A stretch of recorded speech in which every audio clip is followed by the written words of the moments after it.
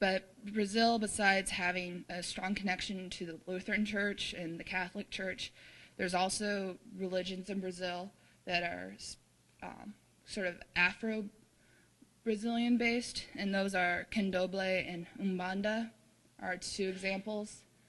If you go to the next slide, you can see some figures in the water, and those figures represent like the gods in Candomblé, this is in Salvador, and those Afro-Brazilian religions are particularly strong within that community. And we were able to go to a Candomblé place of worship and sort of learn a little bit about their faith, and as well as get some background and to that culture and the people that practice. We also were able to go to an Umbanda service, which Umbanda is quite different from Candomblé. Umbanda kind of goes more into spiritualism. In this particular service, people were being possessed by the spirits that they connected to. It was kind of strange, and everything's in Portuguese, so I don't understand it. So none of us really knew what was going on, and nor can I tell you what happened because I didn't understand what was going on because I don't speak the language, which is an adventure of itself when you don't speak the language in a country. But the people of Brazil were very welcoming and very generous with helping us experience their culture and their traditions within Brazil. And when I was in Brazil, we had stayed within church organizations, retreat centers, and in Belém we had members of the church be our bodyguards as we went out and to mingle in the streets and to check out the markets. We can go to the last slide. And the church in Belém that we were visiting with, they put on a performance for us of all these dancing, sort of recognizing different traditions or sort of their region, the things that make it what it is. So they would do stuff dressed up as sailors and as tribal dance things. And we also got to experience and practice capoeira, which is the Brazilian martial arts. We learned a little bit of that. We also learned some Brazilian dancing, and because we are the tourist Americans, and obviously they don't get a whole lot of tourist Americans, when we went on a ferry ride, the captain let us come up and everybody got to steer the boat and get their pictures steering the boat. There's me steering the boat. And also we went to a community, German community that was celebrating its sesquicentennial, which was being shown on the national news, showing the journey coming from the sea to inland on these carts, revisiting how that happened so many years ago, that there was cameras there filming, documenting it all, and we showed up to this event, and the mayor wanted to greet all of us and meet all of us, and we all called it our paparazzi experience because the cameras came this much close into your face because you're the strange foreigners that are here, and why are you out in the middle of Brazil for this thing? So it ended up being a very interesting experience, a whole lot of stories. I try to share some of them with you and to give you an idea of the culture of Brazil and the culture of Turkey and Greece. And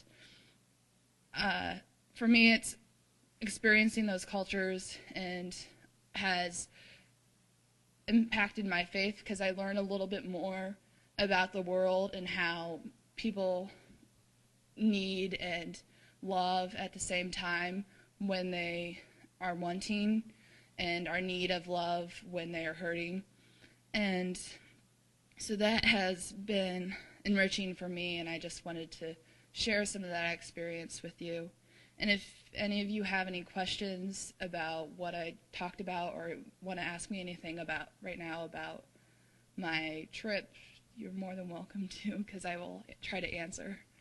Oh, yeah, it's Brazil and it's soccer, and so I have to have the Brazil soccer jersey if I'm talking. Which I actually, in addition to sort of experiencing Carnival or the preparation for it, was able to go to a soccer game, which that is definitely something. If you're in Brazil, you got to go to a soccer game, because it is crazy. And we'd all bought jerseys for the team we were going to go see, so we were wearing our jerseys and walking across town to go to this soccer match, and people who were going to the soccer game would honk at us and cheer and be like, yeah, and we're like, yeah, we can't speak any language, but we know what you're cheering about. Yeah. No, I only went there once, so I've only been to each place once. I would love to go back to Turkey. Brazil is a place that I probably wouldn't have gone to later in life if I hadn't gone on this trip, and I'm very glad I did. Cashew fruit, it's like, it kind of looks like a peach with a cashew nut coming off the bottom, and so that's the actual nut that's coming out of the plant, and then they'll have like cashew juice. Had that for breakfast several mornings, cashew juice, which, yes, we'll eat the fruit. And I'd only ever, yeah, and I never only ever eaten cashew nuts, and my mom will tell you cashews are my favorite nut. So all of a sudden I learned something new about one of my favorite foods. I also thought, huh?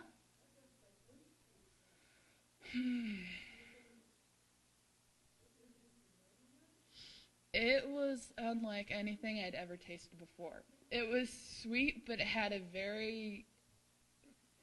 I think even the fruit kind of had a little nutty taste to it. I'm trying to remember. It's been a few years, but I remember it was kind of strange. I tended to go for the pineapple juice because it was really good pineapple juice. I didn't go for the cashew juice so much.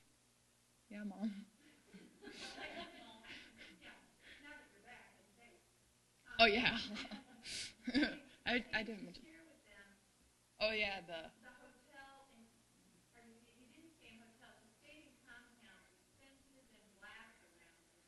yeah, yeah. I didn't mention some of those stories. Brazil is very violent. Something that immediately struck me is that windows have bars on them. Every place has a fence. If it'll have metal spikes on the top. If they don't have metal spikes, they'll have broken glass on the top. When we were in Belém, we never went out at night. We didn't go out during the day unless we got on the bus. When we got to Salvador, we could go out during the day in groups, but wasn't recommended that we go out at night.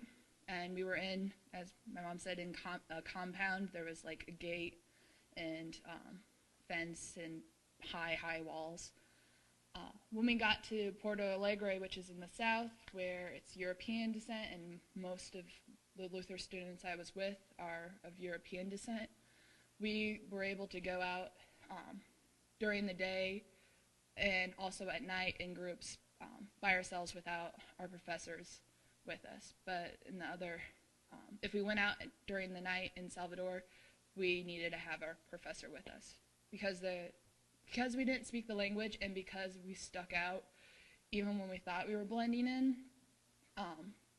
People would talk about us in Portuguese and knew we couldn't understand them and would talk about, maybe mugging us or whatever, and our professor would be with us and be like, talk to them in Portuguese because our professors were Brazilian, and people would be scared off because they realized somebody knew what they were saying and was watching out for us.